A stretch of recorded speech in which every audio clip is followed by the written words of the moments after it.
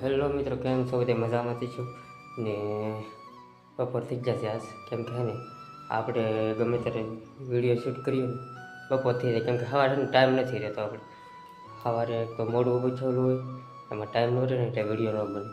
અત્યારે ઉપરની છે ને માથે કંઈક નળી નળી ફિટ કરે છે, સ્કેનિંગ કરે ને ખબર નહીં. મિત્રો પહેલાં તમને બતાડવાનું હું કરે છે માથે.